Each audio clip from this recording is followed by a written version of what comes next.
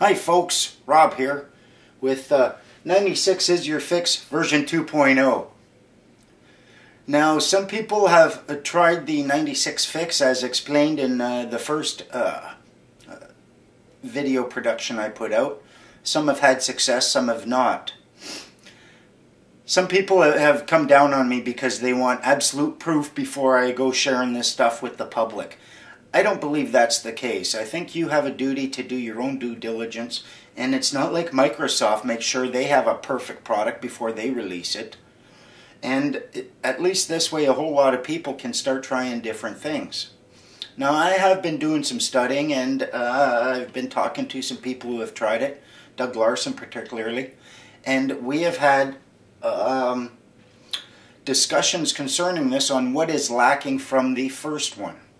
Now bear in mind, I very firmly believe that this is a valid process and that it can be used to discharge obligations that come with a remittance.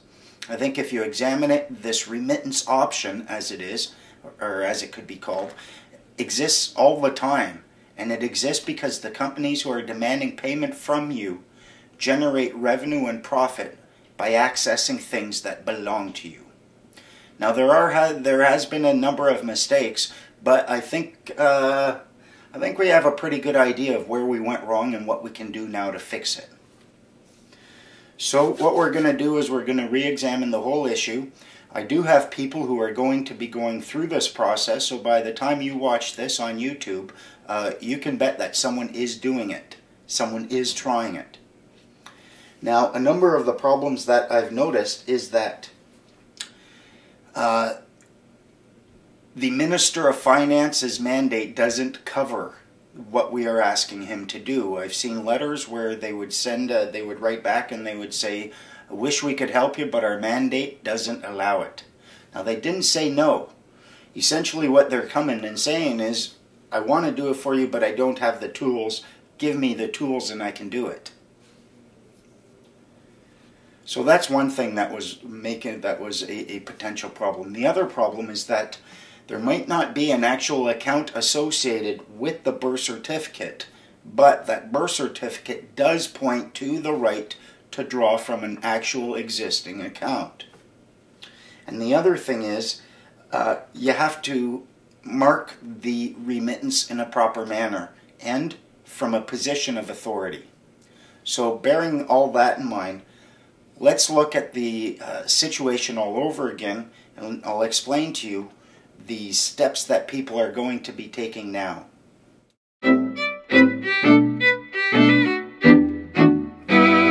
Now, the problems with the other one, 5 main problems that we found. 1, no mandate. 2, they were incorrectly marked. There was no previous claim. People were trying to draw from the wrong account or a non-existent account, and there was no witness. So 96 is your fix version 2.0 seeks to address all of these. Now the process is, or the concept of being able to use a remittance as a remittance is clearly lawful. It's certainly there. But just because you have an account somewhere doesn't mean that you don't have to do the proper things to access it. Now, in order to increase the mandate, the Minister of Finance writes back and says he doesn't have a mandate to do that, but he's not saying that you don't have the ability or the power to increase his mandate. So in order to fix that, what we're going to do is we're going to increase his mandate. We're going to give him the mandate. Now bear this in mind. He works for apparently the government, right? His mandate as it stands now was a function of what the people in the government told him he can do. But they never said we can't tell him what to do. It seems to me that we have the power to increase his mandate and to serve him a notice of increase of mandate. So we're going to send him a notice empowering him and increasing his mandate.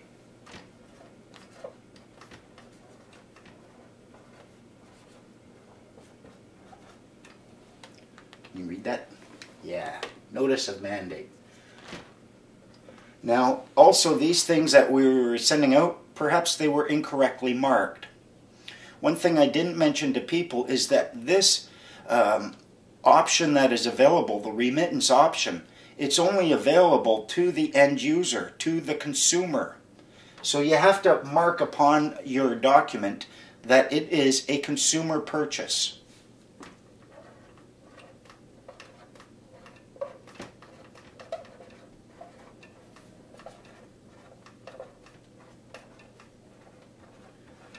And this means you're not accepted. If you get a bill and you're operating a corporation, say, you can't use it because it's not a consumer purchase. You're not the end user. Now, there is no claim as well. And therefore, prior to serving these documents, you have to make a claim. And this claim is going to be establishing your ability to actually correctly mark it and to access the account that we're going to be accessing, and to increase the mandate of the Minister of Finance. So we're going to do a claim of right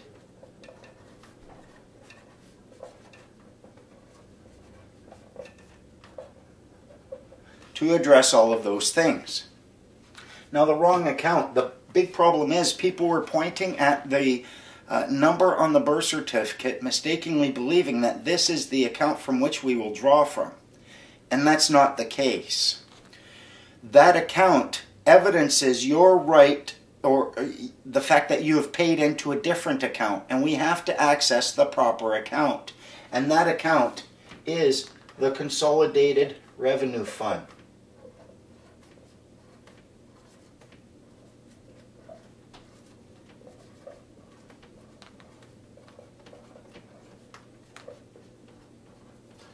Now, I've already spoken to a lawyer for the federal government concerning our right and our ability to access the Consolidated Revenue Fund. And bear in mind, right now there's a surplus of like $5 billion there.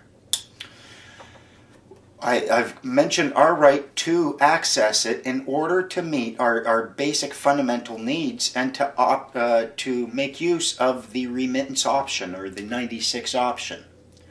There was no argument from that lawyer concerning our right to do that. Because whose money is it? When it all boils down to it, it doesn't belong to the people in the government. It belongs to us. And if they've got a right to access it, to buy for themselves $500 office chairs or trips abroad, in order to do things which are clearly luxuries, then certainly we have the right to access the Consolidated Revenue Fund to pay for things that we need to live. So instead of going after the account evidenced by the birth certificate, we're going to go after the Consolidated Revenue Fund.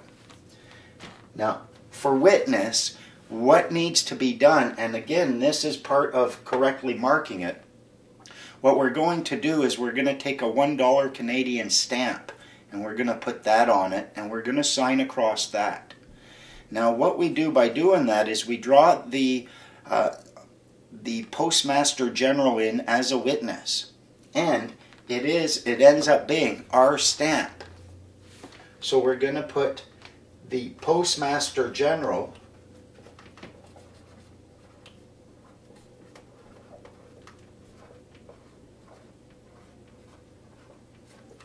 as a witness, and when we mark it, we're going to put that in the box where it's marked teller stamp.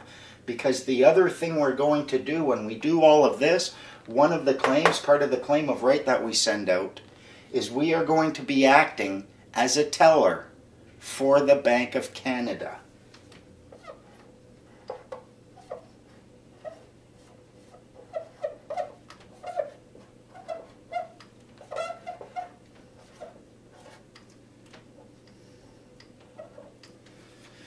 So now when you send this thing off to them, to the people who are demanding payment, and you're making use of this option, now you're